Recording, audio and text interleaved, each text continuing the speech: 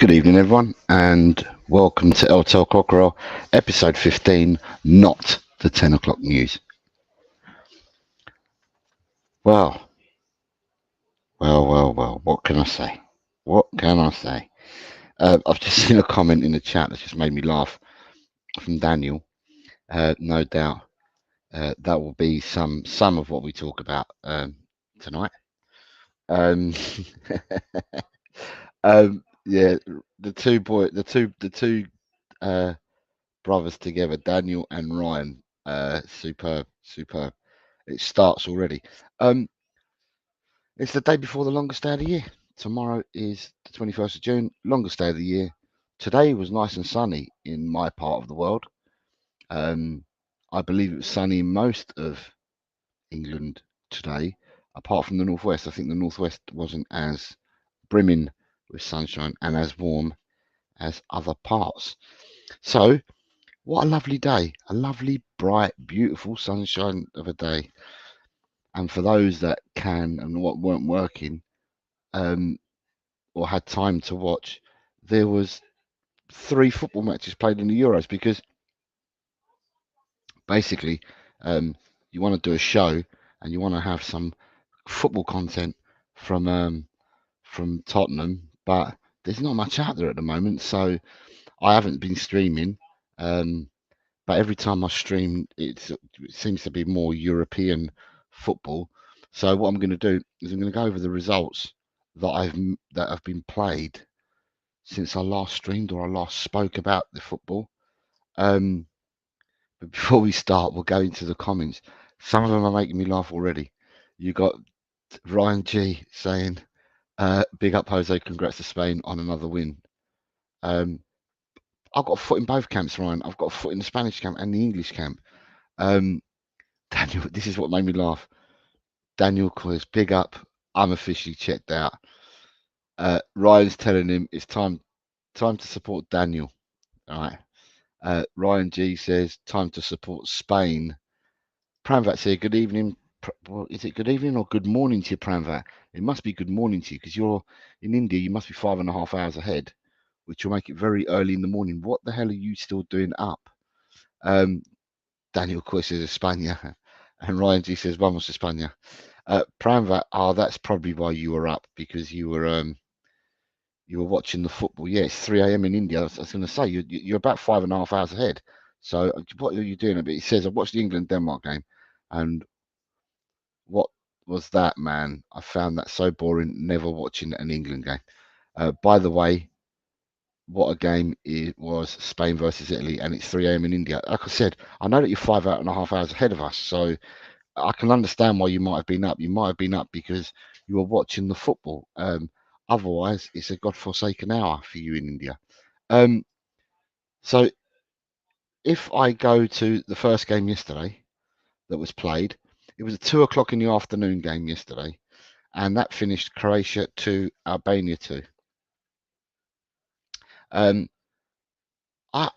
tell you what, the Albanians have got a spirit, and I'll give them that. They've got spirit, but I'm just absolutely mortified because I don't think Albania are the best team in the competition. Well, I don't think that they're any great shakes, and Italy only beat them 2-1, and Croatia have ended up drawing 2-2. Although Croatia, I think Father Time's caught up with Croatia. They've got some absolutely fantastic players, but yeah, that midfield, the midfield three that they've got, they ain't gonna have that midfield three for much longer. Of Kovacevic, Modric, and Brozovic. 373 appearances when they played Spain. If all 3 played, which I think they did, that takes it to 376 caps. That's a lot of caps. That's a lot of caps for these players. And I see that Croatia are coming towards the end of a cycle, and they're going to have to begin a new cycle with younger players. Yeah, some of the old guys are going to go after this. Although in saying that, Perisic, I think, played his 132nd or 134th game, and Perisic had done really well. And he's a person who's been out for most of the season, as we know, because he was ex-Tottenham. with his horrendous injuries, and he's managed to come back and play for Hajduk Split before the end of the season. So when he was at Tottenham, we were told that he wouldn't be playing again this season. He goes to a different medical team, and he plays towards the end of the season for Hajduk Split, makes the squad for the Euro 2024 Championships, and came on as a sub in the first game against Spain, and started the match against Albania and looked really, really good. Perisic, he, kudos to him. He's 34, 35 years of age, coming back from a horrendous injury. I think he's done really, really well. But in saying that, Croatia 2, Albania 2 yesterday. Yeah, they've had it. I think Croatia, yeah, like I said, they've had it. And I don't think Albania are that great. In all honesty, the two poorest teams I've seen play, I thought Georgia were poor against Turkey. They've got Kivi up front, and they've got Mamardashvili in goal. But then apart from that, Georgia haven't got much, and I thought they were really poor, Georgia. But I think Albania have been poor as well. I don't think Albania have been in any great shape. So another team played really poorly today. It wasn't just England, but we'll come to that. So that's your Croatia-Albania game. Before I carry on, you've got DC at Leicester saying the England team looked like a Sunday morning Parks team that had been on the piss the night before. Ryan G says they were abysmal. Daniel Coy says, Timo who? England who? I'm Spanish now. Pramvat says, I have to up right now because Copa America is starting. It's Argentina versus Canada. I have watched Messi. Looks like no sleep for me tonight. I didn't think the Copa America was starting English time. I thought it was about 2 o'clock in the morning, English time. I might be wrong, but that means it's probably 4 hours away, the kickoff. I might be wrong though, but I know that it's obviously in a different time zone. It's that I think they're playing in America, aren't they? The first game tonight. But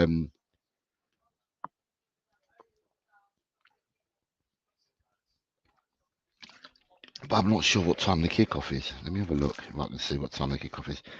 Because if the Copa America is anywhere I can see it, and that means television, then I'll probably end up watching it. But as I said, I don't know what time that game's on. So there's a load of American games tonight. It doesn't tell me what time. So, okay, so it's 2.5 hours away from kickoff. It's 5:30 in the morning for you in India. It's now 3, so it's 2.5 hours away. So 2.5 hours away for me makes it 1 o'clock in the morning. I thought it was 2 in the morning for some reason. I'm not sure why. After 10, 11. After 12, 1 o'clock. Yeah, that makes it 1 o'clock in the morning for me. Yeah, the Copa America will be interesting as well. The second game that was played yesterday was Germany versus Hungary, and that ended up Germany 2, Hungary 0. For this game, I mean, I was critical of Sloboslai in the first game. He played a tad bit better against Germany, Sloboslai, a tad, and I'm talking just a smidgen better against Germany. I don't think the Germans got out of second gear, to be honest. I didn't think they had to do much to beat Hungary yesterday. And I don't think the Germans got out of second gear. They didn't look as... And this is what I said after the first game, because I missed the Germany-Scotland game because I play football on a Friday. So I missed the first game. And I turned around, and when I did a stream on Saturday or Sunday, and I was talking about Scotland result against Germany, I asked the chat, and I asked all you guys, because you guys saw the game and I hadn't, and I said, were Germany that good, or was it that Scotland were that poor? And I kind of got the inference from the guys in the chat that Scotland were poor, and that Germany didn't have to get up to much to go and pummel Scotland. Well, I saw the game yesterday, Germany-Hungary, and I didn't think that Germany got out. Like I said, I don't think they got out of second gear. The one thing I would say is now that they've qualified for the next round, Germany, and I think they may have already qualified as group winners, I would drop Kai Havertz, not because he's a gooner, but I would drop Kai Havertz and give that Füllkrug a chance, because I think Germany would probably look more potent if they played with a front man, because Havertz is a false nine, isn't he? And I think they could do with a 9, and yeah, it'd be interesting to see if Germany could start in the last game, start with Füllkrug up front, so they've got a solid or a proper out and out centre forward rather than a false nine that they've been playing with. So yeah, so that's where I stand with that game from yesterday. Pramvat says, I have a feeling. What does Pramvat say? I have a feeling that Germany will win the Euros, or maybe even Spain, from their performance. Daniel is brilliant. Daniel, look, he said, I'm just trying to check to see if my ancestors were from Spain. And Ryan G's pissing himself laughing. Uh, People that are watching on X or Twitter or whatever you want to call it, if you want to make comments about anything that we're discussing or that I'm discussing, then please put your comments in the chat, because I'll always read them out and tell other people, and other people can see what your points of view are. So people that are watching, yeah, which is more than welcome to put your comments in the chat. They get read. So um, the next game yesterday, or the game yesterday evening, was Switzerland 1. So Scotland won, Switzerland won. Now, again, I play football on a Wednesday as well. So this is the game that I missed. Saw the goals when I got home. It was already 1-1 by the time I got home. I watched the last 20 minutes of it. And I must say, in the last 20 minutes, I thought Scotland looked better than Switzerland in the last 20 minutes. But that's all I saw. I didn't see the first 70. I've seen the goals. And that was some goal from Shaqiri as well. He took that really, really well. But by all accounts, from things that I've read and things that I've seen, Scotland's spine played quite well. So they said that McTominay played well, McGregor played well, McTominay played well. They said that the number Che Adams had played well. So the spine of the Scottish team had played well. And looking at the first game when Switzerland played Hungary, I remember talking about that game and saying that Granit Xhaka looked like, yeah, he looked like he was worth £60 million, and he ran the show. But it doesn't appear that he did yesterday. So Scotland have got a fighting chance of getting through to the next round. All they need is a victory. And if they get a victory against Hungary, then Scotland will qualify. Whether it be. So what have Switzerland? Switzerland have now got 4 points already, and they'll have a far better goal difference than Scotland. So if Scotland were to overturn Hungary, Germany would have to pummel Switzerland big time in order for Scotland to finish runners up and Switzerland to finish third. I think that's far fetched, and I think that's a bit of a long shot. So I'm taking that if Scotland do win against Hungary, then Scotland, because they've got a point now, for another 3 points, probably get Scotland through as one of the best fourth, third place spots. And whoever it may be in the next round, they've got a chance of getting through. They've just got to apply the same application that they do in their next game as they did yesterday against Switzerland. Saying that, we've got. He says, "No, my luck, my ancestors will be from San Marino." And then you've got Jesse's here. Good evening, Jesse. I hope you're well. And people are saying hello to Jesse. Jess, I don't know if you. I'm laughing because Daniel Daniel especially is trying to find out whether he's got Spanish blood, because he says that he's all checked out because of the England game, and he's checked out now for the summer with everything with football, and now he's trying to check his bloodlines to see whether he's got any Spanish in him. So that's the games from yesterday. Games from today. So the games today, we started off with Slovenia 1, Serbia 1. Disappointing, because Serbia put in a shift against England in the last 55 minutes. So the last 10 minutes of the first half and the second half, Serbia put in a shift against England. I made a couple of changes today. So they dropped Milenkovic-Savic and brought in Tadic. And Kostic is obviously out for the tournament, so he didn't play, so he was replaced as well. And yeah, they were really poor, Serbia today. Really, really poor. Slovenia deserved it. It was a boring game, just to say the least.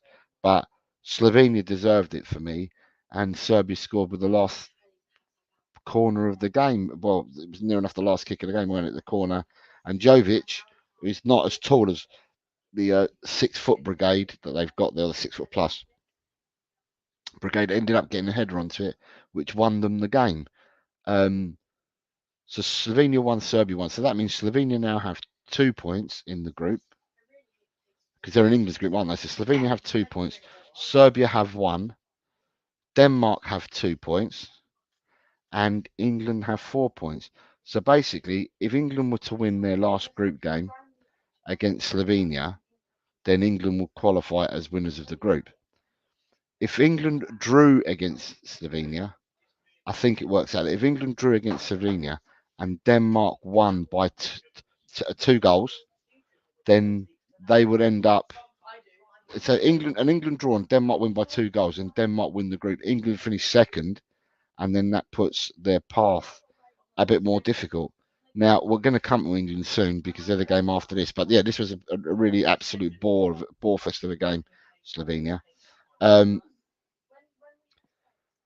then you've got, obviously this evening we had Denmark won, England won. And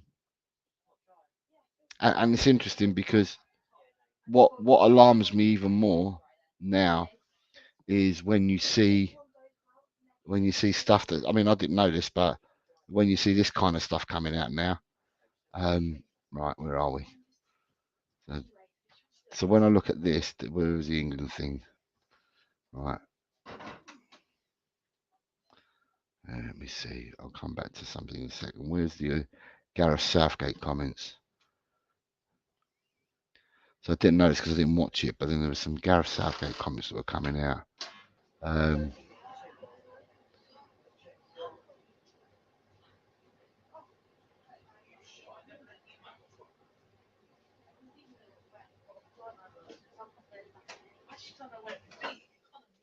Right, there it is.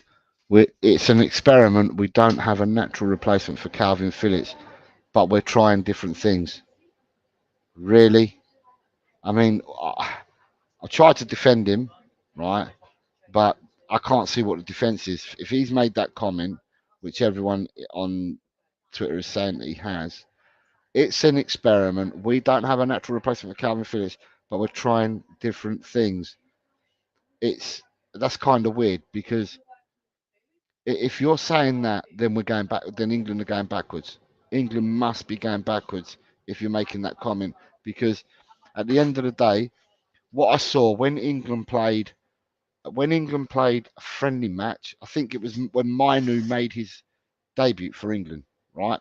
So you had Rice, Mainu, and Bellingham in the midfield, right? So you've got a 6. If you want Rice to be a 6 rather than 8, you've got 6. You've got an 8 in Mainu, and you've got an 8 in Bellingham, or he can push on to be a 10. They look fluid, right? They look fluid. To say that you need 2 double pivots in the midfield there all the time, you're going backwards. You're not going forwards as a nation.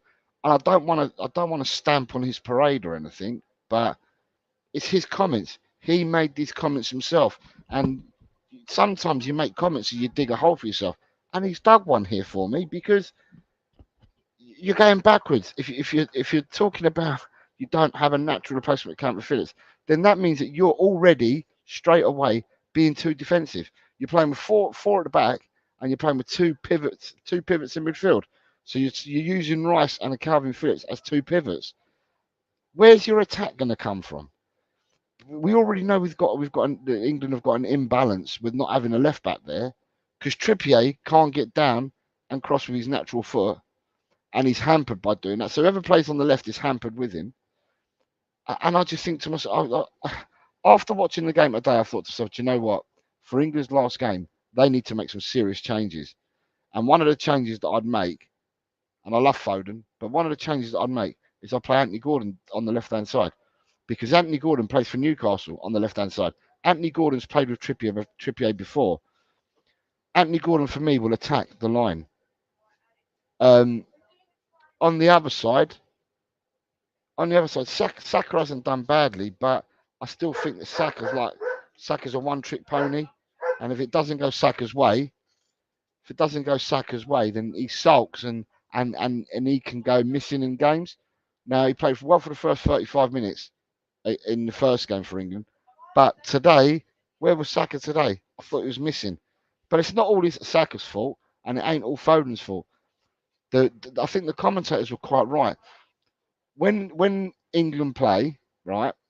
So England, when Stones first played for England in the 2018 World Cup, and beyond that in the Euros, Stones was playing for England like he did for Man City. He was stepping out with the ball and he was going into the sixth role or into midfield, right?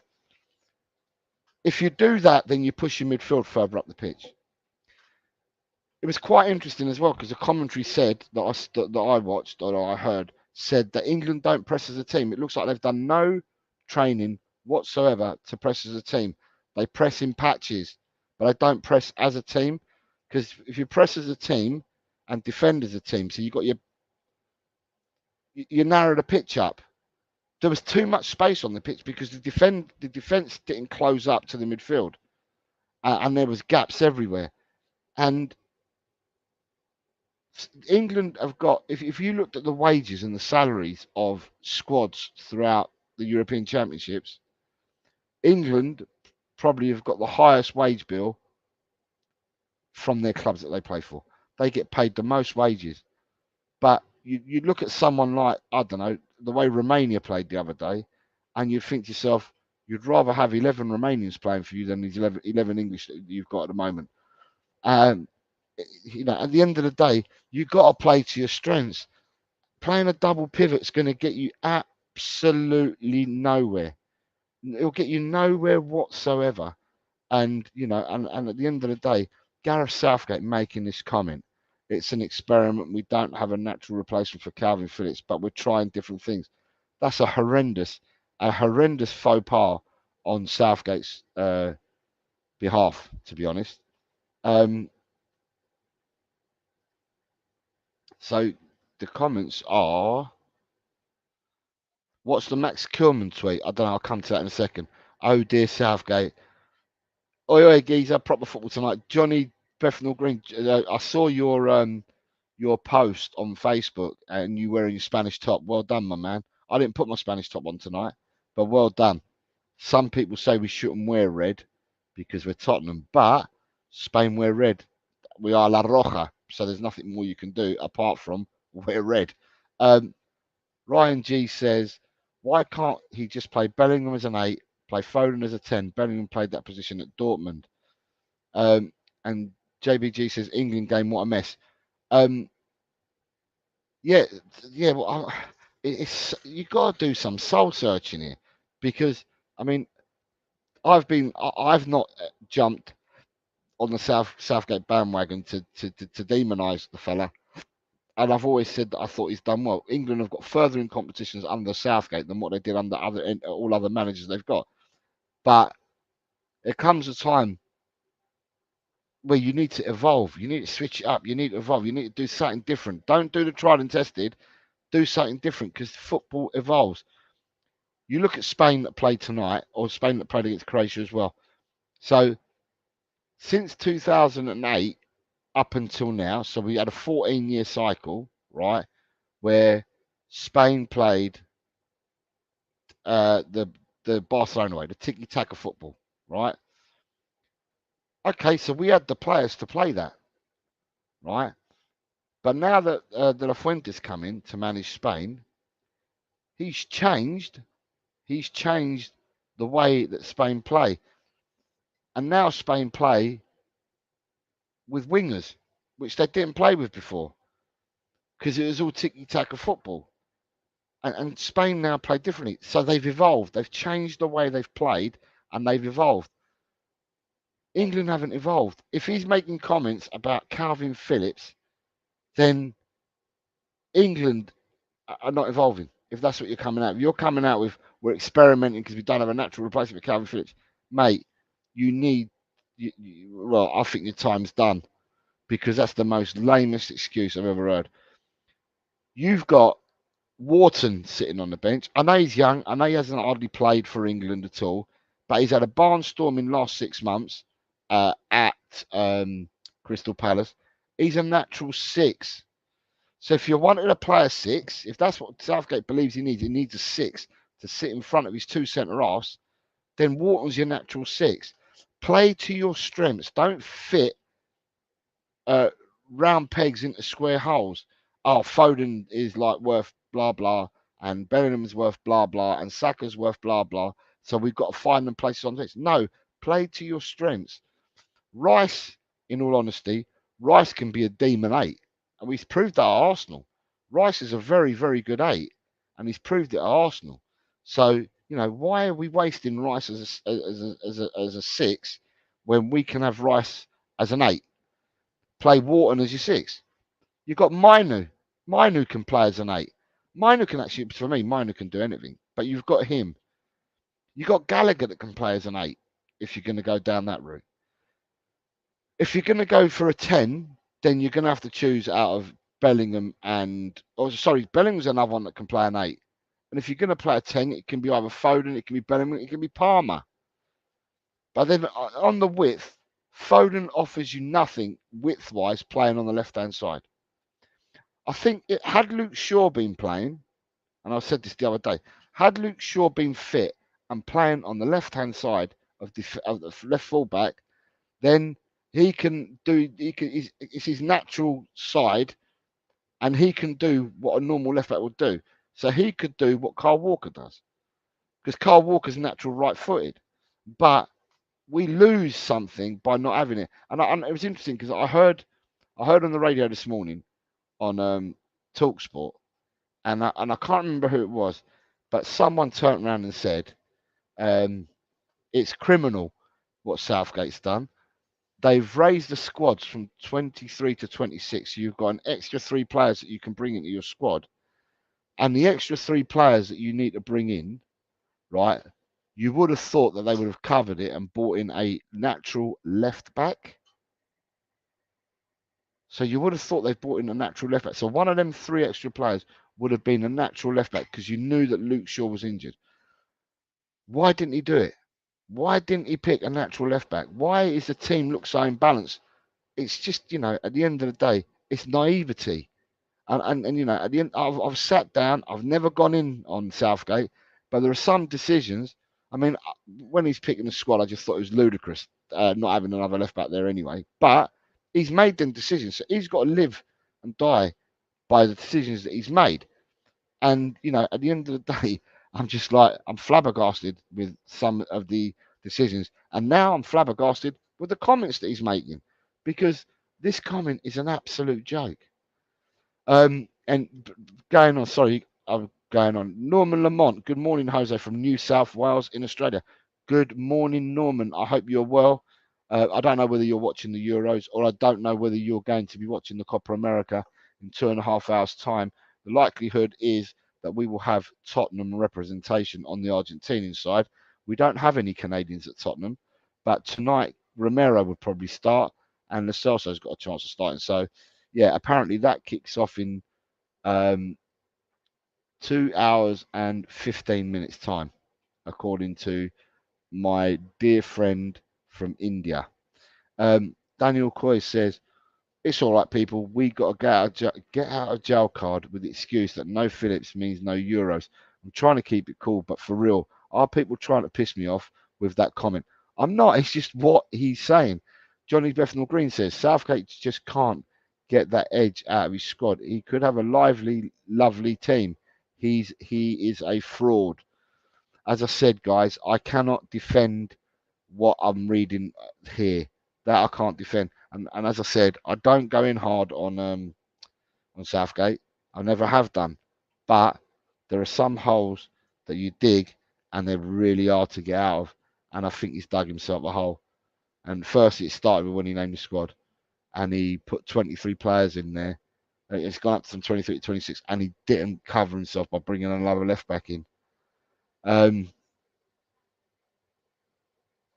mean, what you want to see for England, and I'll stick with England for the time being, but what you want to see for England is you want to see John Stones step out and go into the midfield bit that he does for Man City. You want to see him do that. You want to see Kyle Walker bombing up and down the right-hand side, but because of the imbalance, Trippier ain't going on the left. Where if you had a natural left footer, then you probably can get that. So you get the 2 fullbacks bombing and helping on, and then you get the 6 that sits in front of the 2 centre halves, or but he's not doing it. Or you get John Stones to go into midfield, and you push up, you push up as a team. It's just defensively and attacking. They didn't, and I keep repeating this, they didn't press as a team today. They never pressed as a team. It was like patches. 2 people would press, and the rest didn't. And at the end of the day, I mean, today you've got players like Rice, Bellingham. In fact, I don't know many of the players that come out with any pluses. Apart from, I thought Guehi had another good game again for England today. But you look at, as I said, you look at the team, and you look at the salaries that they get at their clubs, right? And regardless of that, it's Southgate that set the formation up and set the tactics up. But I'd rather have the Romanian first 11, like I said earlier. I'd rather have the Romanian first 11. The Romanian first 11, they pressed as a team, they defended as a team, and they looked like a team in the opening game, Romania. So, yeah, there's a lot of questions. There's a lot of questions to be answered by England. But for all the English fans out there, and for the people still, behind England, got to remember, England are top of the group. So England have more or less qualified for the next round, but it all depends what England do in the last game as to whether they end up going through as winners, which give them the easier path, I think. Going through as runners-up, which means that they're likely to play Germany in the round of 16, because I'm sure that the winners of Germany's group play the runners-up of England's group. And then if you go through as one of the best third-place teams, then it's a lottery. You could actually end up playing against anybody, so it's a lottery. So at the end of the day, the ball's in England's court. I would be absolutely dismayed. I can't say shocked because nothing shocks me, but I would be absolutely dismayed if Gareth Southgate picked the same 11 to start again on Tuesday. I believe that England are playing the final group games on Tuesday. I'd be absolutely dismayed. Chris, good evening, Chris. Meta Football TV says, not a fan of Southgate, but his point has some substance. When England did anything of merit, Rice was either accompanied by Phillips or Henderson. Not to have the pairing in the mid is a hindrance because he doesn't evolve. Chris, is what I said earlier, mate. He doesn't evolve. So if you look at Spain, so I can't believe that he actually said that, Shy. Right, Chris, I was saying that when Spain for 14 years played tiki-taka football, and it was the same. It was possession-based, and it was triangles, and it looked really nice and all that.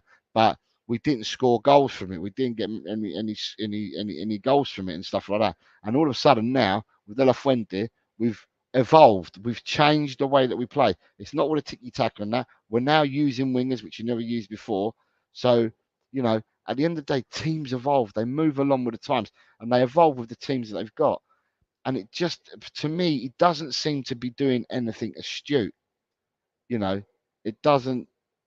Yeah, it doesn't seem he's doing anything astute. And some of the comments that are coming out from him just absolutely make no sense. At the end of the day, I put it this way. I put it this way to you guys, right? If De La Fuente had that team, England wouldn't be playing the way they are now. If, what's his name, the German fella that we were looking at last year, but the German manager, he's Nagelsmann. He's got the England team. England ain't showing up like that. I'll even go as far as to say to you, Roberto Martinez. If he's got the England team, England ain't playing like this. It seems to be him. It seems to be what he does. You give this bunch of players to any other than top managers, and it's going to have to be the top managers from national football rather than club football. But you give them to any one of them, they'll do things with this England squad because they'll adapt, they'll change things. You know what I mean? It's not as if England can't play with eights, tens, however you call it. It's not as if England can't do that. They've got the players to do it, but the team looks so imbalanced. it's beyond the joke. But as I said, I'd be dismayed if he picks the same 11 for the third game on the trot. Norman says, I watched the England game. As an outsider, I think they need a touch of handball. Johnny's saying even to Chris. Chris then says, the experiment is worrying as it seems he's lost as to what to do. Exactly. It does seem worrying, doesn't it? So, but then we move on. And then the last game of today was Spain 1, Italy 0. What can I say? I was really impressed. I was impressed with the dynamism and the way that they absolutely ran Croatia ragged. And today, I thought Italy looked like school children. It was men versus boys today, and it's funny that because the Spanish had some boys in their team, but yeah, it was men versus boys today against Italy. And if it weren't for the goalkeeper Donnarumma and some timely or lucky interventions by the Italian defence, then that game could have ended up being a riot, couldn't it? It could have ended up being a riot. Spain, for me, after the first set of games were played, so when the last game was played, which I think was Portugal, were the last team to play. So everyone had played one game each, and I think this was the day before yesterday. Everyone had played one game each. I turned around and said that now that I've watched everyone play once, the team that's impressed me the most is Spain because of their game against Croatia. So far, with the games that I've seen where people have had second games, so 3 groups have had second games. The Germany group have played second games, England's group have played second games, and Spain. So we're halfway through the second games. And up until now, watching the second games, the team that's impressed me the most again is Spain. Um, so, today, as I said, it was men versus boys. Spain were absolutely sublime. Yamal, I didn't think Yamal did much, but he frightens players. So I think Yamal did more in the first game against Croatia than what Nico did. But tonight, Nico did more than what Yamal. So it looks like the pendulum. They're switching it. One does it on one day, and one does it on the other. Imagine if they're both at it. So in the last group game, I mean, I've got a feeling Spain have qualified, right? So in Spain's group, if I can remember rightly, Spain have got 6 points. Italy have got 3, and Albania and Croatia have both got 1 each. So at the moment, Spain have qualified. So Spain have won the group. Yeah, Spain win the group. Unless there's a real mad goal swing to Italy, then Spain win the group because Spain only need a point. And they're playing Albania, which on paper, and we know the game's not played on paper, but on paper, if you were to go by that, then the easier game is what Spain have got left to play is Albania.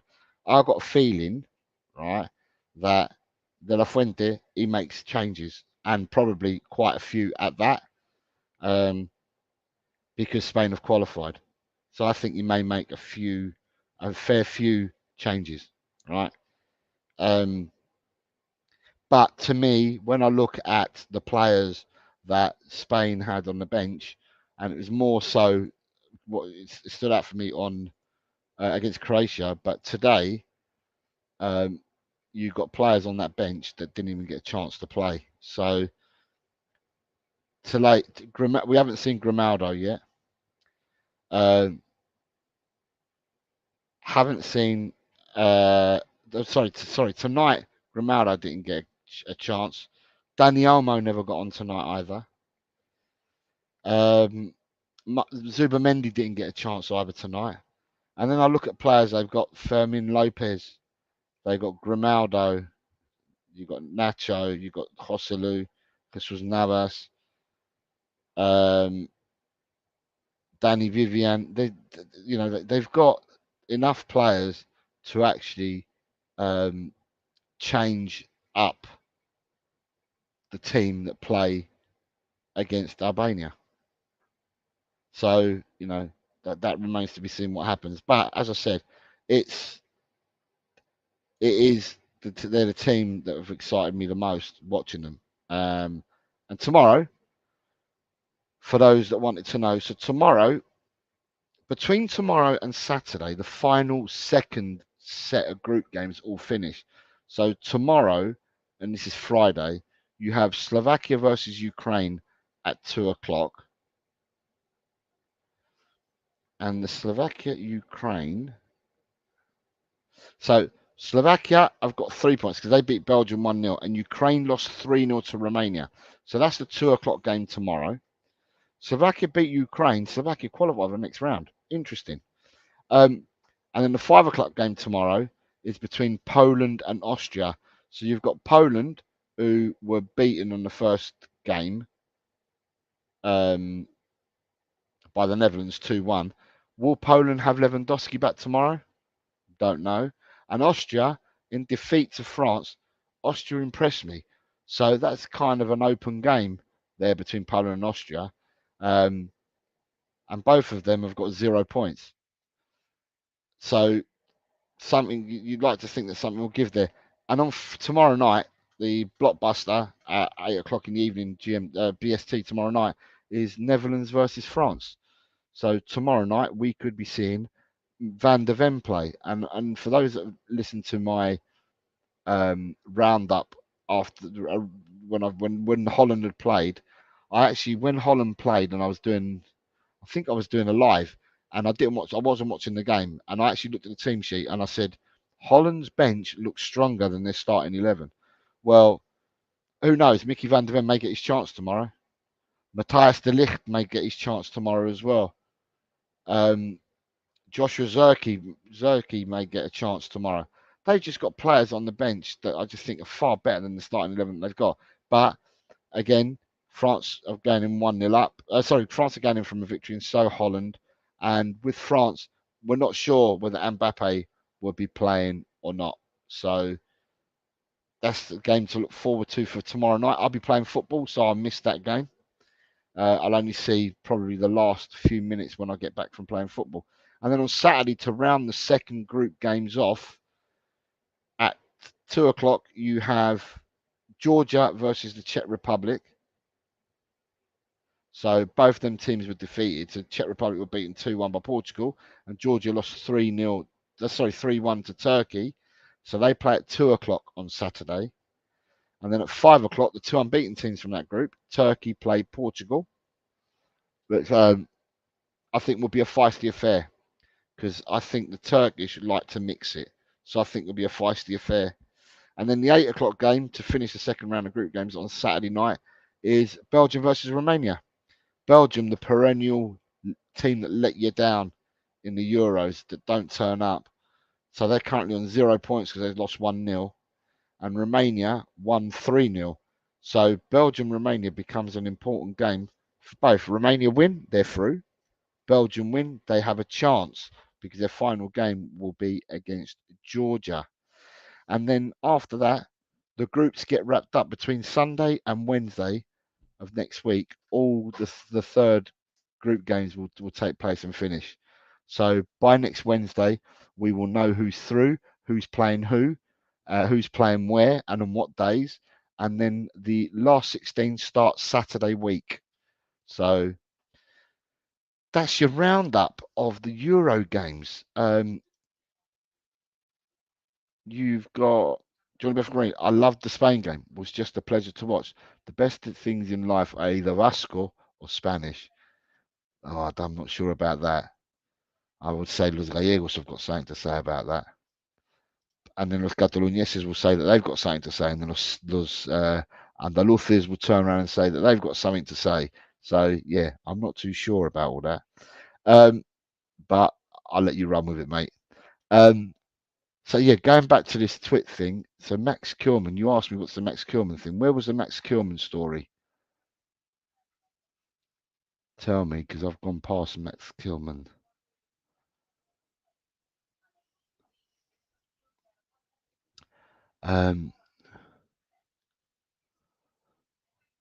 We don't have a natural replacement for Calvin Phillips, and there was I thinking that it was just shit tactics and poor selections causing us problems. I feel like such an idiot. Oh my god, it's already started, hasn't it? What we got here? Here we go. Oh, look at that. Radamel Falcao. Radamel Falcao to Millonarios. Deal sealed and agreed as expected. It will be valid until December 2024 with an option to extend. Falcao rejected proposals from abroad with higher salary to join Millonarios. So that's where Radamel Falcao has ended up at Millonarios. Here you go, Ryan G. You got some talking Wolves here, mate. Wolves reportedly have an interest in Rangers winger Archie Stevens, who's 18. Other clubs such as Manchester United, Nottingham Forest, West Ham, and Leeds are also said to have interest, and that is coming from transfer.com. So who says that we don't cover all teams here? Because we do. And that is the news that's coming out from Wolves for you, mate. It was further up. Yeah, now what I've done, Ryan, is I've rehashed the home button to give me what's newer to come back out. Look at this. Spurs Global from Matteo Moretto and Fabrizio Romano say the release clause for Nico Williams is 58 million euros, which is 49.05 million pounds. Who would you take, people? Eze or Williams? If your choice was Eze or Williams, who are you taking? Interesting to see what your thoughts would be. But with the Eze deal, I think from what I've been hearing lately, the Eze deal is 60 million plus 8 million in add-ons, but Crystal Palace would demand a 50 million down payment. So that means you can't spread the cost over 5 years like you can with other stuff. So therefore, instead of buying him and spending 12 million or giving Crystal Palace 12 million each season for 5 seasons, like you would normally do, Palace are asking for 50 million up front. Now, people are saying that Tottenham have got 120 million to spend before selling any players, and that if you had to pay 50 as a down payment straight away, that would eat into a lot of the transfer budget that they've got. That's what the word on the street is saying. How true that is, I don't know. Nico Williams, however, at 49 million, if you did a deal with Atletico for him, then and you paid his release fee clause, then you got more chance of paying that over 5 years than what you have with Crystal Palace, because Crystal Palace are insistent on the 50 million down payment. Manchester United will walk away from talks for Jared Braithwaite soon if there is no indication that Everton are willing to compromise over a transfer fee. Yep, I heard about that as well, or that's been said. What more have we got here?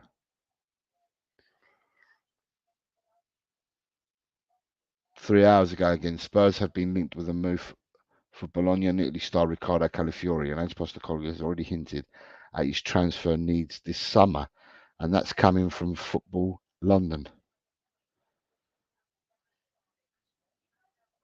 Aha, Chris has just put something in there. So Chris is saying, Atletico Bilbao has already told Barcelona that the fee is 60 million euros up front, no instalments. Player is not going to enter a war with his club, but will accept going to Barcelona if the deal is done. And Daniel says that Nico Williams has Barcelona written all over it as his next place. Interesting, Chris. Have Barcelona. I don't understand. I mean, I think these rules that there are in football, and it's not because it's Barcelona, it's every other club as well, like Chelsea's and your Aston Villas and stuff like that. I don't understand this PSR nonsense, PSR, whatever you want to call it. Whichever way, put your finger up in the air, and whichever way the wind's going, the wind will change every day. Because it appears to be that clubs just are doing whatever they want to do. Now, I've turned around and said it's either that the clubs have great accountants and that their federations have got shit investigators. It's the only way that I can see it, because I'm thinking to myself, how can Barcelona go and spend 60 million up front to bring in a player? And I'm thinking to myself, not only them, but I'm looking at other teams like, as I said, Chelsea, Villa, and other teams as well that are all purportedly going in to buy players. And I'm thinking to myself, how can they do it when they're all in trouble apparently? But it seems to be, in trouble or not, people are going ahead and doing it, and they probably won't be sanctioned for it. But what we'll do is we'll let Everton admit their misdemeanors, we'll let Forest admit their misdemeanors, and then we'll clamp down on them because they've been honest and admitting what they were doing wrong. So they didn't get found out; they admitted it, and then the league went after them. But the people that actually do something wrong in this country, for the Premiership, they just let them go willy nilly. It's just absolutely madness. Um, what else we got here?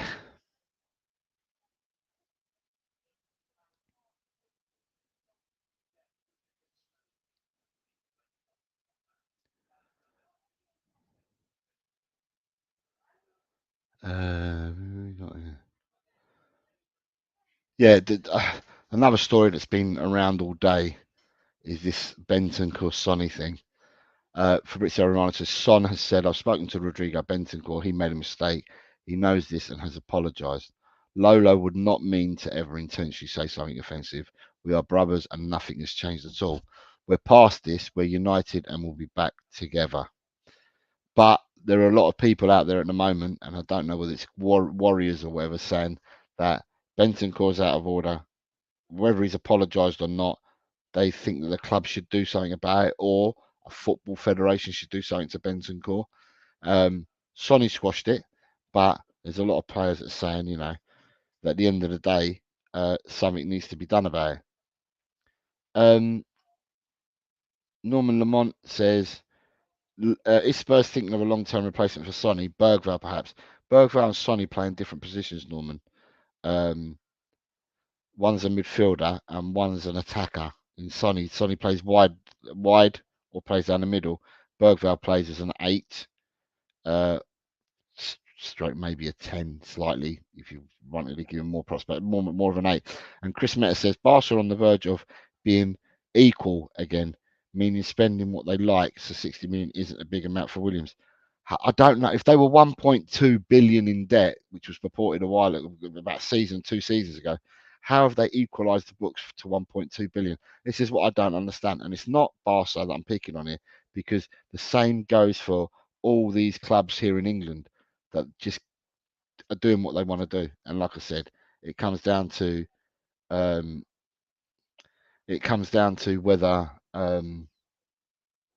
whether you've got better accountants than what the federation have got investigators, and that's what I'm going to put it down to.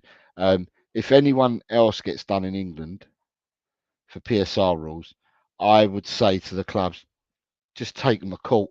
You might as well, because it's phony. You're going after people that admit guilt rather than the people that are guilty that don't admit it, and you have to catch them out. One way and the other, it just doesn't work and doesn't sound right. Daniel Costa says the fact it got to a situation like this is very embarrassing for our football club as well. And Chris Football says, "Yay, let's all get offended for other people." FFS, Sonny has moved on. Move on. It's not our issue. Yeah, I agree, but there's a lot of people here that are clamouring. I don't know, it's the woke brigade or whoever. What else we got coming up here? So Manchester United are willing to pay Joshua Zirkzee clause. Kia Jabarachan asked for 8 million in commission instead of 12.5 million. So Man United, another team that can't buy players, are all of a sudden buying Joshua Zirkzee.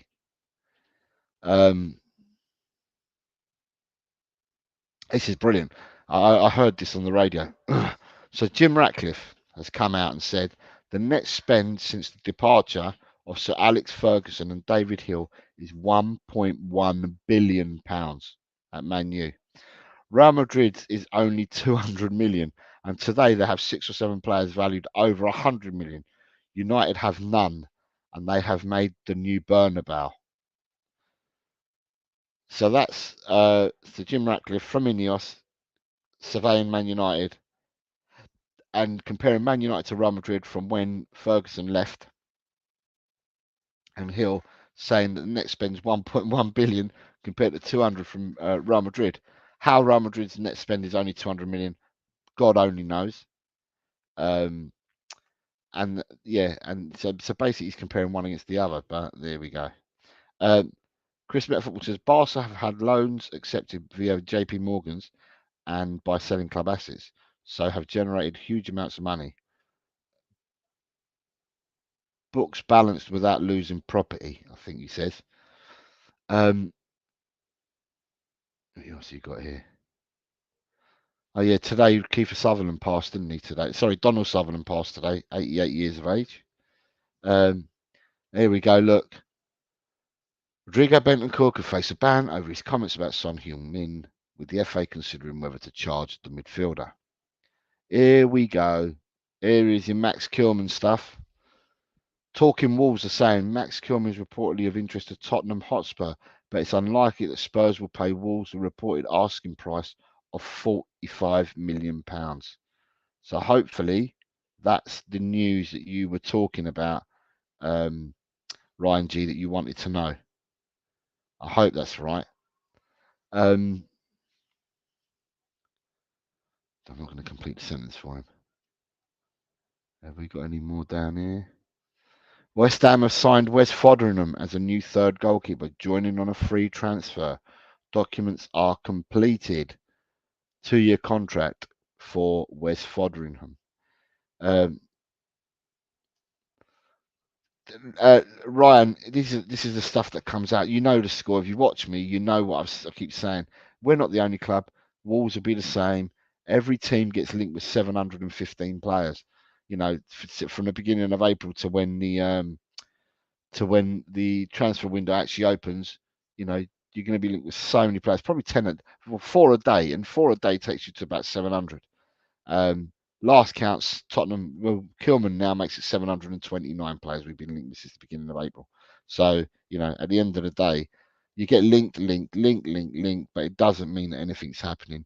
I've got a feeling, I spoke to Colin earlier on today because I was just catching it to see how he was because I've not seen him for a while. And I was speaking to him on the phone and I was saying that at the end of the day, all these transfer rumours that have gained traction and that people are shouting off the rooftops about is either lazy journalism or people that have got nothing better to do. Because to me,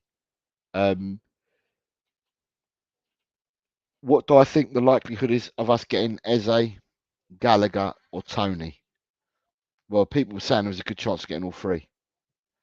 I think you're lucky, if you want to look at it that way, if you get one out of them three. Because I think it's just going to be a lot more. There's just a lot of hype and a lot of talk and a lot of crap, but not just with Tottenham, with all clubs, you know. And I think that all clubs know who they're going for, and you know, I think all clubs are in a similar kind of position because you're not hearing of that many transfers, are you? You'd be hearing by a lot more by now, but because these Euros are going on and this Copa America, unless your players that you're going for are not at these competitions, then it's quite difficult to make these deals happen. So yeah, I'm saying to Colin that I think similar to last year. Last year, the links were all with Todibo and David Raya, and they were the heaviest links that we had last year, and we ended up getting neither. So, you know, at the end of the day, I just think, yeah, it is what it is. Well, we'll have to wait and see. Naturally, something will happen, but it will only happen when the time's right. Now, I had to think about this the other day, and I thought to myself, will anything happen between the rounds? So, from next Wednesday, the last teams would have finished. Right? But England finished their last group game on Tuesday, for instance, right? And I don't think England play again until the weekend if they qualify as first. They won't play against the weekend. So, with that being the case, would there be some manoeuvrability there because there's a gap till the next round, or is it plainly going to be, you know, that talks have started with certain individuals from clubs, not just Tottenham, everywhere, and that these players will naturally, if they want to come, they'll get signed when the competition's finished. I don't know. We're gonna have to wait and see. Ronnie says, "Good evening, Ronnie." Ronnie says 45 million for Kilman, and with smiley emoji. And Ronnie says, "I agree, Ronnie. Too much." Uh, and Ryan G saying that because he doesn't want Kilman to leave Wolves. And Chris says Spurs body count on transfers is worse than Stormy Daniels. And Alan is saying Eze. Like I said, mate, I just don't. We're being linked with so many players, and nothing's actually coming out. Yeah, the release for clause, Ronnie. We spoke about that about 20 minutes ago. And Chris is saying that Barcelona are prepared to hit him with 60 million straight away to have him, or pay the release fee clause in full, so in one down payment rather than spread it over 4 years, which is what clubs tend to like to do. Is there anything more here? Oh, look, Mr. Daigle's on at the moment as well. Interesting. Oh, this is interesting. Look at that. I quite like this one. Spain versus the Italy highlights. Spain trying to kick the door down with Donnarumma, and then on comes Calafiori and opens the door. Quite a funny meme, that one. Troll football video. But that's quite funny. Brian Maguire says, "I done see Eze coming to Spurs." As I said, all the players that we were linked with heavily last season, we never actually went for.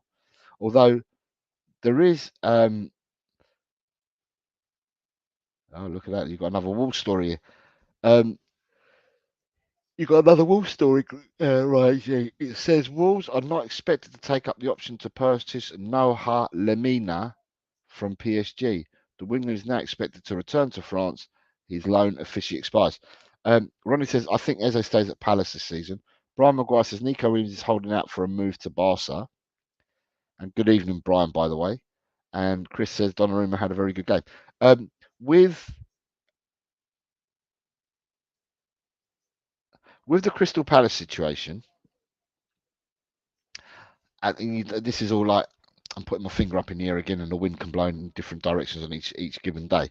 But the word coming out again now, if all the ITKs, they're saying that Elise is not going to Man United and ain't going to Chelsea, and he's actually signing for Crystal Palace. He's been given improved terms, and he's signing a new contract whereby he can then be released next year in 2025, but the fee would be higher and stuff like that or whatever. But they're saying that, at the end of the day, Man United can't afford him. Chelsea can't afford him because Chelsea are under these PSR rules and stuff like that. And Chelsea wanted to bring players into the equation and stuff like that, to move players on and do player exchanges and stuff like that. It gets too messy. And so at the end of the day, the likelihood, they're saying that it could well be that Elise stays. The one that Palace are most scared and bracing themselves for is if anyone comes in for Guehi. Anything, a bid for 55 million upwards would be accepted by Palace for Guehi. So I didn't think they'd lose all their players, but if the money comes in, and someone's got to have the money, by the way. But if the money comes in, then at the end of the day, if the money comes in, players will get sold because money talks and bullshit walks. So you've got money, the money talks, obviously. But I could see Eze going, but who he goes to is another matter because Crystal Palace are not in a position where they have to go in and get penny pinching and say, they don't have to say, yeah, we'll accept the payment over 5 years, blah, blah, blah. Palace, they're a well run club. They're not in trouble for PSR or anything like that. They're a very well run club. And if they say they want 60 up front, that's what they want.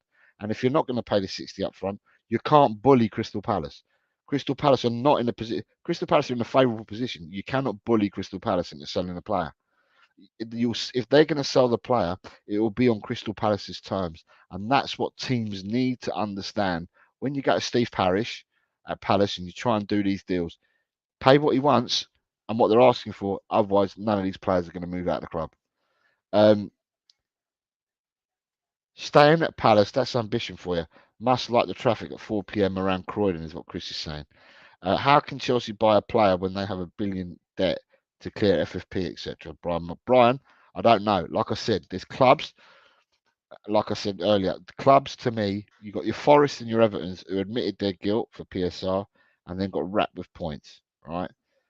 Other teams get found out or don't get found out because their accountants are really good and the Premier's investigators are really shit. And at the end of the day, people that are not supposed to, or people supposedly are in trouble, are going out and supposedly going to bid and buy players. Although I'm saying that with tongue in cheek, Chelsea haven't actually bought a player yet. I say that with tongue in cheek, but Aston Villa haven't actually bought a player yet. There's rumours and that, but they haven't actually bought a player yet. I mean, they've said that they've had an offer for 37.5 million accepted for Ian Matson, who's a Chelsea boy who was out on loan at left back, who was out on loan at Borussia Dortmund last season. So, but if that's the case, that's 37 million pounds, 37.5 million pound that you're shelling out for someone without buying a player to come in. So I'm not exactly sure how it all works, but I've had enough of it because to me, I saw in the winter transfer window, yeah, okay, we got Dragusin and we had Bergvall, but knowing what we know about PSR or knowing what we did at the time, the market was so quiet because people didn't want to, people were all treading on eggshells, but Tottenham didn't have to. So if Tottenham wanted to go out and buy a player in the winter transfer window, they could have done. And I feel that Tottenham kind of missed a trick back then. I hope I'm wrong, but I kind of think they did miss a trick back then. What else we got here? Just in, Tottenham Hotspur midfielder Pierre-Emile Højbjerg has been awarded the Player of the Match for his display against England for Denmark. Højbjerg completed the most passes, most tackles, and won most duels of any player involved in the game. So, on the one hand, it's good news for Tottenham if it is that they're looking to sell Pierre-Emile Højbjerg, because if he keeps getting these accolades, his price bumps up a bit.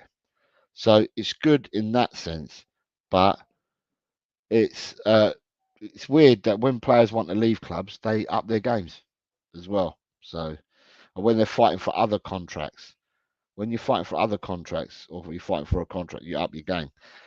Ronnie says Chelsea seem to be close to a deal for Elise. If that goes through, I just don't see Palace letting Eze go as well.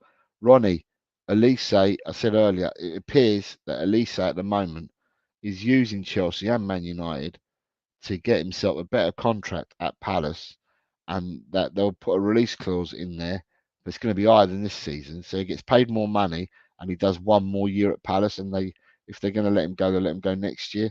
That's what word on the street's saying, but I'm not too sure whether that's true or not. We're hearing lots of different stories at the moment. You don't know what's true, what's smoke screens, and what's not. Meta Football says, I like that Højbjerg chappie. We should sign him. We got anything else here? There's the Rodrigo Brenton core. Oh no, again, look at this. Gareth Southgate, Alexander Arnold, he's had some moments when he's delivered what we thought he would. We know it's an experiment. We know we don't have a natural replacement for Calvin Phillips. We're trying different things. And this is his interview to the BBC after the match. What ridiculous crap is that? Um, there's a meme there. Look at that one. It's Nico Williams versus Di Lorenzo today. Yeah, it was a bit like that.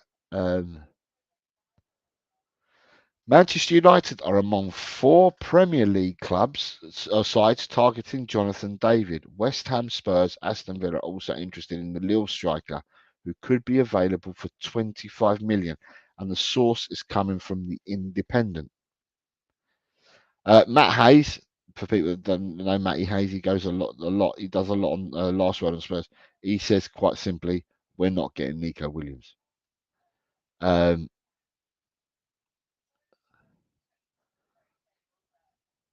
right, I saw something else, and I don't know where it is now, but I read this morning um, the news about Jean-Claire Todibo, which I thought was interesting. I'm trying to see if I can find it.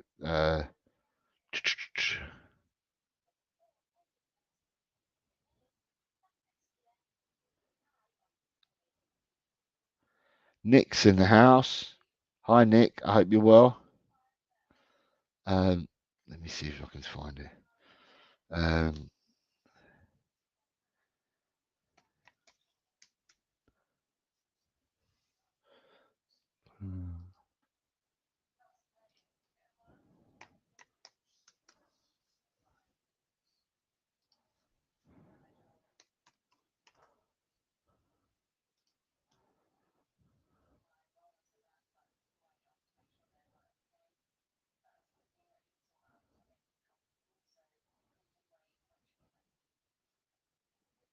Is this it?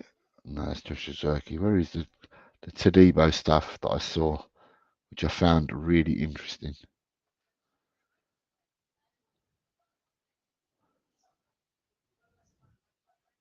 So I don't know exactly how this works out, but the reports are on Jean-Claude Todibo is that Ineos were looking to do a deal, or Man United were looking to do a deal for Jean-Claude Todibo, right? And wanted to take him from his club in France to Man United as his signing, right? As their signing. But it's now transpired that the what are they called? What do they call them? The UEFA has turned around and said that Man United cannot do a deal, right, with Todibo. Yeah, Meta Football, you're onto it, in ya. It's they can't do a deal with Todibo because because the, in the Europa League, whatever team it is in France, I can't remember what the team is in France, but whatever team it is in France, they're in the same Europa League as Man United, and they're both owned by Ineos. So because they're both in the same competition and in direct competition with each other, they cannot sell Todibo to Manchester United. But there is a clause, so there is another way to get around it, and I can't remember what team it was, but Ineos are involved with another team in Europe, and it could be that the French team sell him to this other foreign team, right?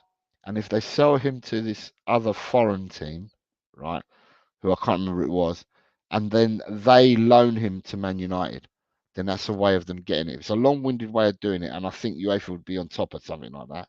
But yeah, it's a Todibo.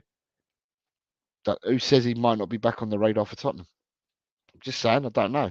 He might be on the radar back for Tottenham. But yeah, Chris is onto it. So you've got Nick Roundtable Talk says just came in to drop a like and ask if you will take Rashford. And then he says, "Hey Chris, Jose, and everyone." And Chris is saying, "Man United fans are going crazy because they can't get to Debo, but City can sign Savinho.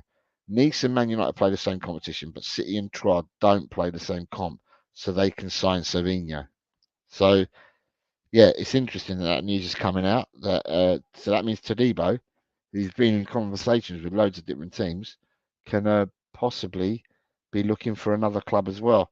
And would Tottenham make a late swoop? Because Tottenham, by all accounts, are looking for another centre half, whether it be Calafiori, Todibo, whoever it is, they're looking for another centre half. So that's an interesting one to follow.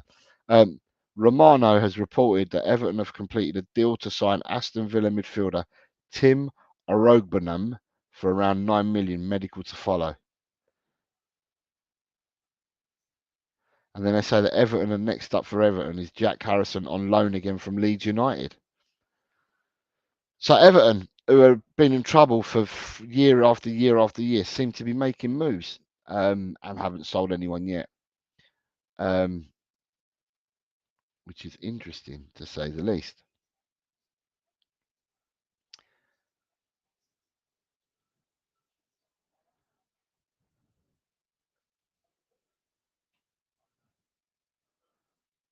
So Fabrizio Romano says English clubs made contact with people close to Nico Williams 2 to 4 weeks ago to understand his situation, his release clause, and salary demands. But according to Chris, the favourites, and according to some other people, well, Chris firstly is that he could well be going to Barca, and I think Daniel Coyes is on with Chris and believing that that could also happen as well. Yeah, it's quite stingy. Oh, here we go. What's this one? So Bayern won £42 million for De Ligt. He's on 250k a week and can't start for the Dutch. And on top of it, he has flopped badly in an already poor Bayern team. Manchester United would do well to stay away from him unless he's available on loan or for less than 20 mil. And then you've got Ed M saying Ratcliffe lying again. They can sell to United. It just can't be under or over market value. They can't loan the player because of the same competition, but can sell. And then we've got David Shear saying good morning from Australian cover. Good morning, David. How nice to see you here, sir. And then Met Football says, not according to me, according to reports in Spain, if you believe me and it doesn't happen, I'll have people knocking on my door. No thanks. Nice one, Chris. Nice one, mate. Who else we got here? Yeah, the Tottenham stories, but it's not just Tottenham. I think the stories are really, really stories on signings and that are really, really low and scarce because there's just nothing happening at the moment in the market.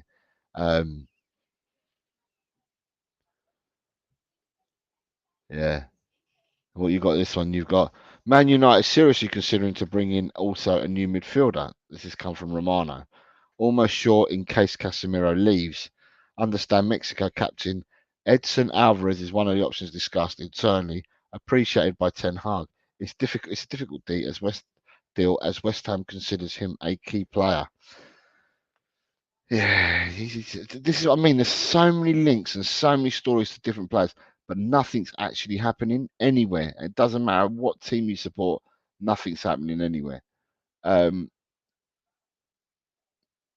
Yeah, there's nothing happening anywhere at all. All right, let me just come out and stop sharing that. Yeah, there's nothing to see, sir. Nothing to see here. Nothing to see here. Yeah, so the that's the roundup, really. So it's Europe. It's all European football. It's all the European Championships. Now, in an hour and a half's time, I believe that Copa America is going to kick off.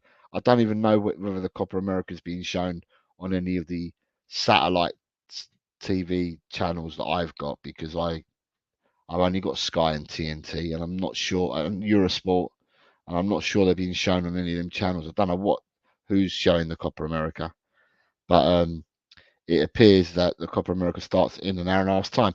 And we could have Tottenham involvement. As I said, you'll have Christian Romero and possibly Lo Celso playing. And it's Argentina.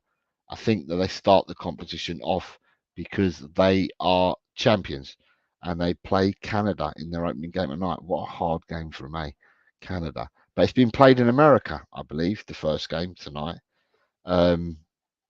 So good luck to both the Tottenham boys that are playing that be playing representing Argentina, and good luck to Lolo with Uruguay. I looked at it, and do you guys all remember when football was really simple? So when we used to watch the European Championships or when we watched World Cups, I mean, it depends how far back you go, right? But I remember watching the World Cup when it used to be 16 teams, so it's 4 groups of 4, yeah, and it was the top 2 that went through to the quarterfinals. End of story. Yeah, it was the top 2 that went through to the quarterfinals. Well, the Copa America is a bit like that this year, whereby there's 4 groups of 4 teams. Yeah, there's 4 groups of 4 teams, and there we go. Right, so I can share that one. Right, so there's 4 groups of 4 teams, and the winning 2 go through to meet in the quarterfinals. So there's no who finishes third in your group and stuff like that. You've got 4 groups there, as you can see, and it's quite weird because the way it's been set up is that the big teams are avoiding each other, aren't they? So Group A is Argentina, Peru, Chile, and Canada. And the winners of Group A play the runners-up of Group B, and the winners of Group B play the runners-up of Group A. So Argentina potentially face either Mexico, Ecuador, Venezuela, or Jamaica in the quarterfinals. And to make it even simpler as well, the winners of the quarterfinals. So let's say, for argument's sake, Argentina meet Ecuador because Ecuador finished second, and Peru meet Mexico because Mexico finished first and Peru finished second. The winners of them two quarterfinal games play each other in the semi-finals. So the route for the finals is already mapped out. The winners, or sorry, the people that get to the final are going to be out of Group A and Group B, and then the route for the other semi-final and final will be out of Group C and D. So basically, you know that two of these teams from Group C and D will be reaching the semi-final, but one of them will get into the final. And again, Group A and Group B. So basically, the odds are stacked heavily in favour of a Brazil-Argentina final, the way that they've done it. But USA, am I right in saying that the World Cup in 2026 is being played? Is it 26? The next World Cup? Yeah. Is it being played in the USA and Canada, or is it USA, Canada, and Mexico?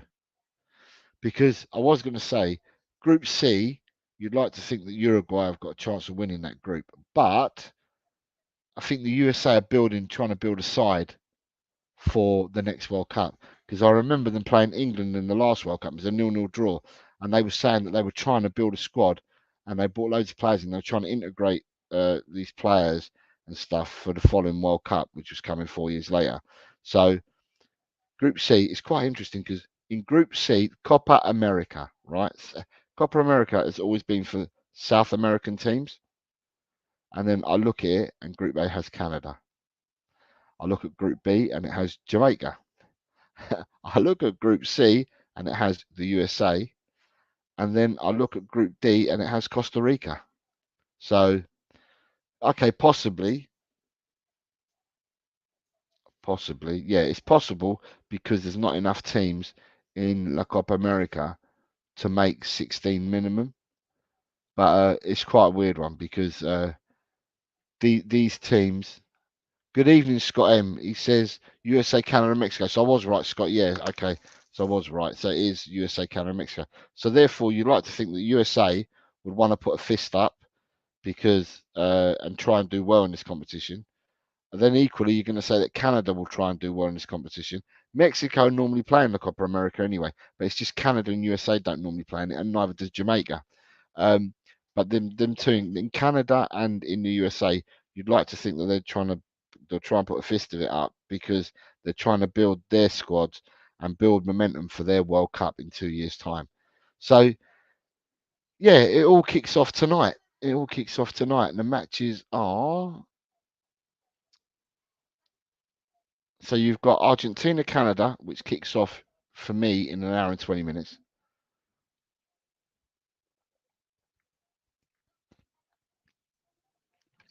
Then in 23 hours' time, it'll be Ecuador, Venezuela, followed by in 24 hours' time, 25 hours' time, it'll be Peru versus Chile.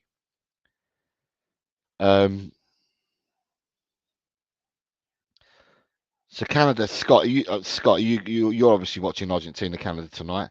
So I'm not sure you're probably not interested at all in the Tottenham players that are playing for Argentina, and you probably want Canada to win. So I think that'd be your involvement tonight, wouldn't it? Who do USA play first? USA versus Bolivia. Jamaica play Mexico. Okay. So yeah, so we've got that. So we've got the added headache of the Copa America to deal with as well.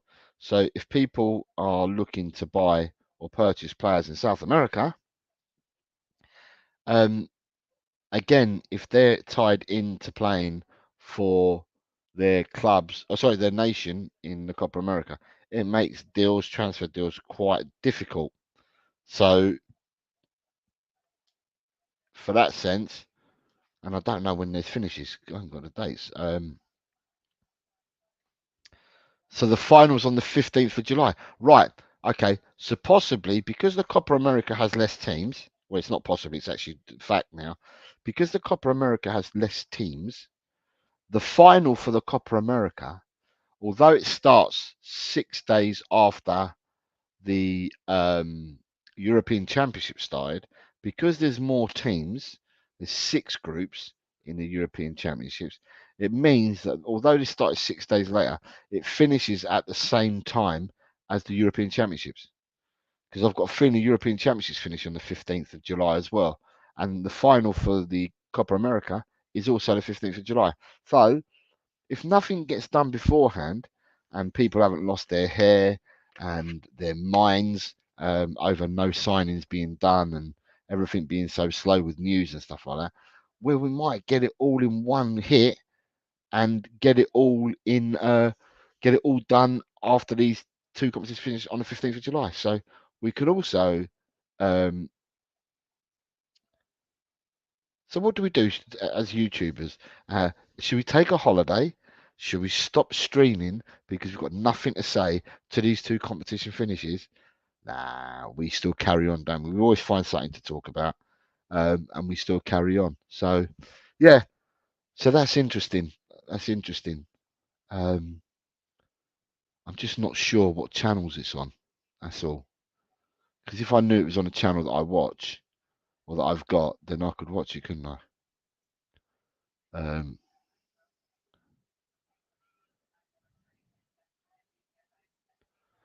Oh, what? There's some more breaking news on the old XEXC that I found. Um, let's have a look. Let's just bring it up. I was just about to stop, but now I've just found. I've just hit refresh and some other stuff's come on. Not Tottenham related, but some other stuff. So you've got Romano says AS Roma have asked for Sergio Gomez deal conditions as the Spanish left back will leave Manchester City this summer. Real Sociedad and Real Betis are also interested in Gomez, looking for a new left back.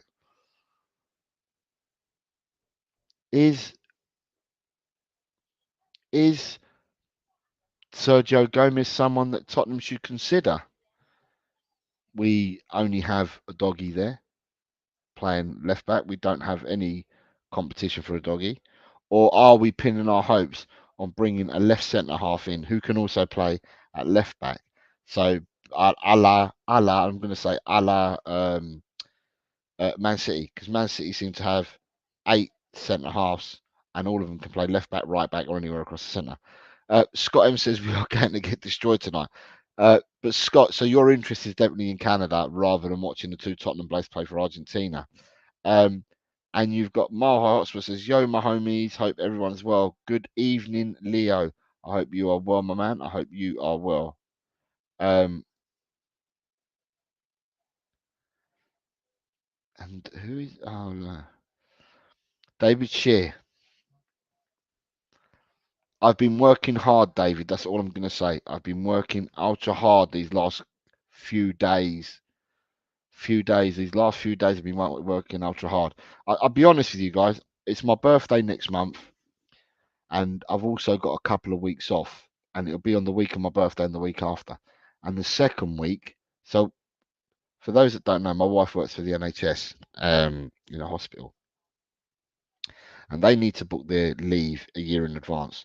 So their leave entitlement runs from January to December, and by the beginning of January, they have to put in all their leave entitlement, all their leave. They have to book all their leave, should I say, at the beginning of the year to cover them for the whole year, right? And so we've booked the time off, and we booked off the last week in July, which is my birthday, and the first week in August, or the first proper full week in August. And we weren't going to do nothing. We just put the time off, so we're together and that. And I was hoping that I would get to my target that I wanted to get to uh, by my birthday, so I can then have them 2 weeks off, which then means that the week that I then return is the week that the Premiership starts. Um, and what's made it a bit more trickier for me is that the second week that we're off, without knowing, unbeknown to us, my son called us up and he asked what were we doing that week, because he needs, or they need, babysitters or someone to go and have the children from the Tuesday till the Saturday because of work commitments that they both got, both my son and his and my daughter-in-law. So we've said, oh, we're actually off that week, but now we're going to go and do some babysitting for that second week. So it means I'm not going to be around. So really, I wanted to get to where I needed to get to, or where I want to get to. I need to and want to get there before my birthday. So basically, I can have a birthday stream as well, and also have the 500 subs. So that's what I set myself the target. The target was to do it before the start of the season. And I've, like I put on my community page, if I get to that 500, then I will do the predictions league and I'll do all the work on it and stuff. But if I end up getting there before, like if I get there by my birthday, then it means I can have them 2 weeks off in peace, knowing that I've got the target already, and then I can just come back and do the predictions.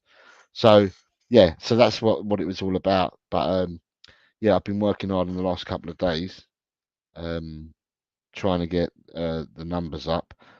So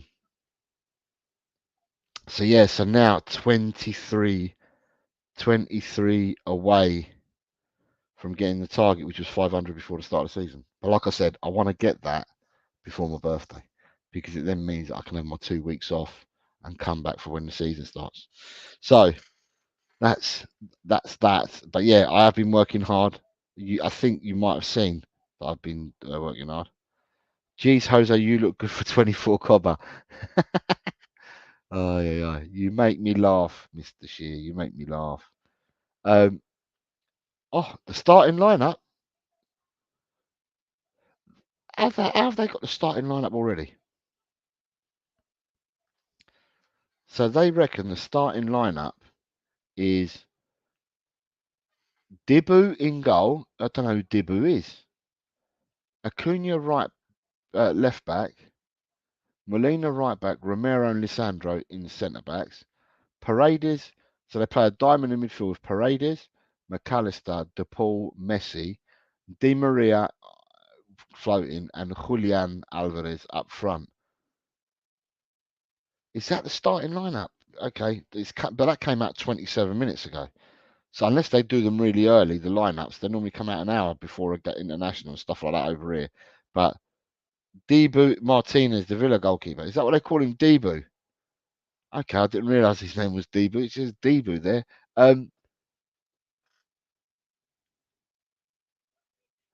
Scott M says you should be proud of your birthday, Jose. Not everyone makes it tonight. Cheers, Scott.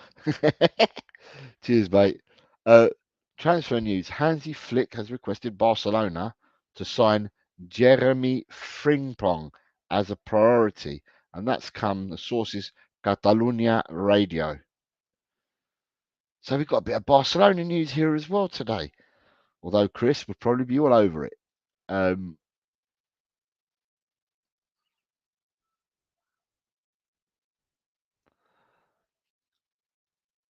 Yeah, this is all the Bentancur stuff again, isn't it?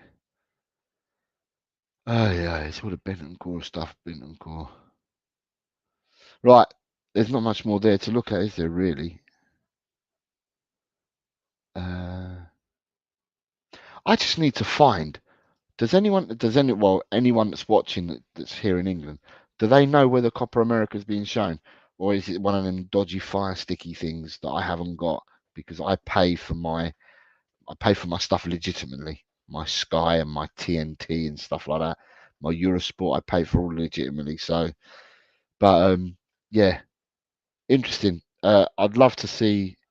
I don't know whether would I stay up and watch it? Possibly not. But if I had it on one of my channels that I could record it on, I'd probably record it and then end up watching some.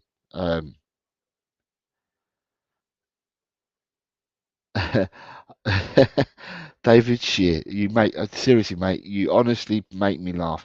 Jose, you'll get there, even if we have to get them out of the pubs We'll send Ellie and her North London crew in. Ellie is a person I haven't seen for the last few days. I've seen her on the shows, and I've commented on the Spurs Die Hard channel that they've got, and I know that they'll be on tomorrow night. But they'll be on when I'm playing football, so I get to miss their show on a Friday, and on a Tuesday when they do their other show, it's when I'm working because I'm normally away for work on a Tuesday and a Wednesday, so I'm away for work, so I don't tend to get on Tuesdays and Wednesdays anymore, and yeah, their shows are done on a Tuesday and a Friday. I've been offered many times to go on, but they seem to do it on days that I can't do at the moment because their natural shows are on a Tuesday and a Friday. So I'm yet to make an appearance for the lovely crew over at Spurs Diehards TTID. We've just started the channel off, but they've done well. They've just started the channel off, and I think they've done 4 shows. But even before they did the second show, from Adrian plugging it away wherever he's been plugging it at, and different groups, they got to 610 subs. So part of the partnering program that you do with YouTube is that you need to get to 500 subs and have 4,000 watch hours.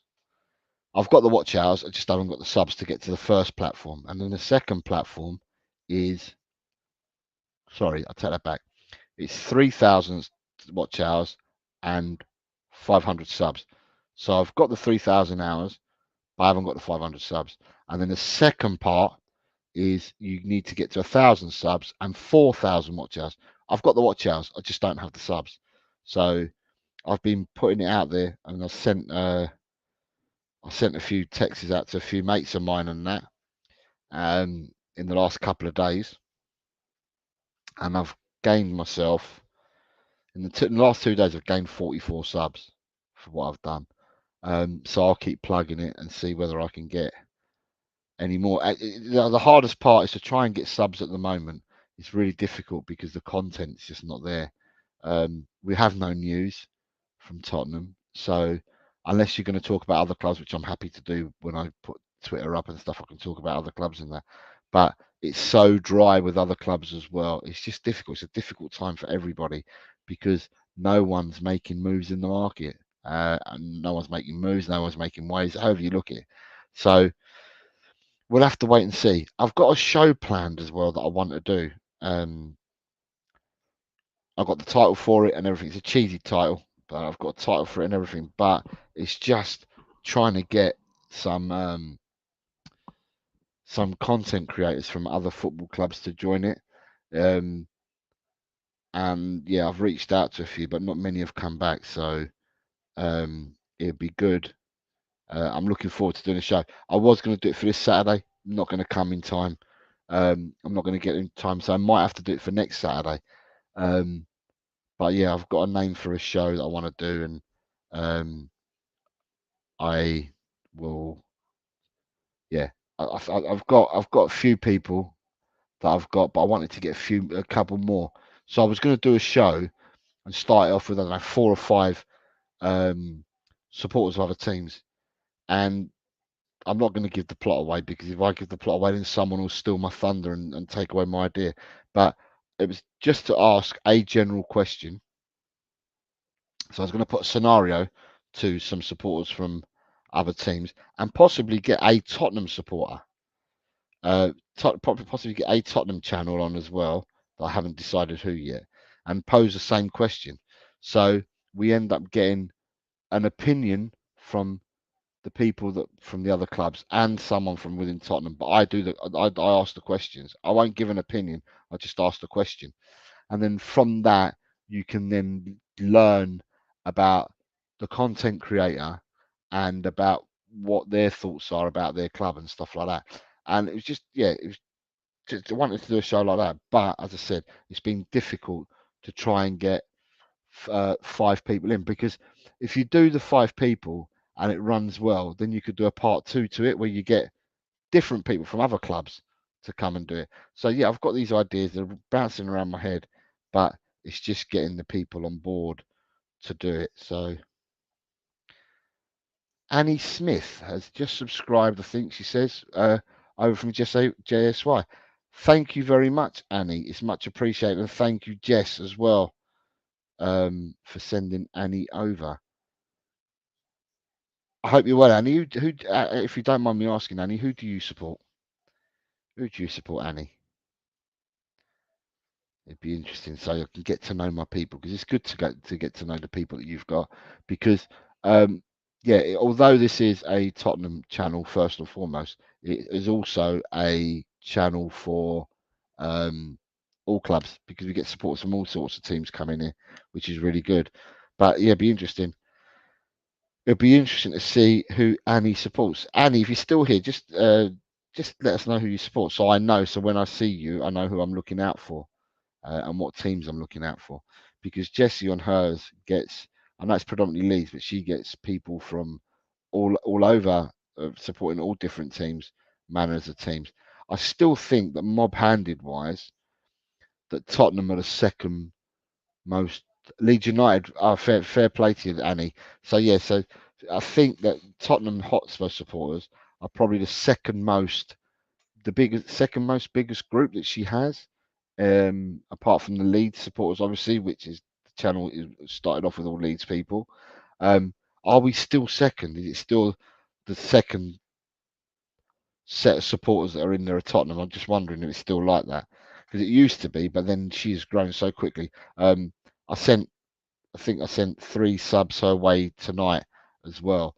And she's doing well. She's nearly at a road to 1,000, which is absolutely brilliant for Jess. Absolutely brilliant and well deserved. Works really hard on the channel. So yeah, thank you very much, Annie. Thank you very much for coming over. It's much appreciated. And like yeah, we send people just as well as well. But as I said, I think we've got 3 people to sub to her tonight, and she's on the road to 1,000. And I want her to get to 1,000. It's so richly deserved. She does so well. But yeah, so big up to you, Annie, and big up to Jess for sending you over. Um, is I don't think there's anything more I can add tonight. Um, Other than I don't think I'll be on tomorrow. I doubt it. Because tomorrow I'm playing football, so I'll be back really late, so I might be too tired to do anything tomorrow. But just hit the melons, get them in, Jose. Great people. What you say? Melons get them. Melons gets them in, Jose. Great people. Yeah, I know what you're saying now. Yes, David. But yeah, so if you want, yeah, see you again soon, Annie. Thank you very much. If you got any ideas and you want to float them past me, just hit me up on any way of reaching me. Just hit me up and we'll see what we can do. But with that, I'm going to love you and leave you all. It's been pleasant talking to you guys. Thank you for being in the chat. Thank you for your comments. It's much appreciated. I can ramble on all day long, but I'd become incoherent if it wasn't for the comments that you put in there. But I wish each and every one of you, for those people in Europe that it's now just turned midnight at minimum. It can be later than that, but it's just turned midnight. Um, I wish you all the best in your sleep if you're going to sleep. For those of you so Pramvat's not here now, but he's staying up in India to watch the match between Argentina and Canada. So that would make it 6:30 in the morning for him when that match starts. So big up to all the people in India that are going to be watching the Copa America. To my friends from America, who will be watching possibly watching the Copa America. It will be in the evening for them. Uh, I hope you all have a good evening and that. And for my people in Australia, it's your morning. You're starting your days off. Well, may you have pleasant days in everything you choose to do. I've got Angelo Tyro here from down under as well. So Germany should have chosen Spurs marquee Timo alongside Hummels. Yes. Um, and good night, Chris the Oracle. Haru. Yeah, from David. and good night from everyone. Yeah, so basically, hit the notification bell, then you'll know when we're next on. As I said, for those of you that are nighttime, I bid you all a fantastic rest. And for those that have got their day coming up, I wish you all a fantastic day. And we look forward to having that day tomorrow. If you want, for the people down under, if you've got the winning lottery numbers, text them across to me, and then I'll split the winnings with you. Yeah. So yeah, text across the lottery numbers, and I'll split the winnings with you. But without further ado, thank you very much for those people that have come and joined me tonight, and I will let you all go. Thank you.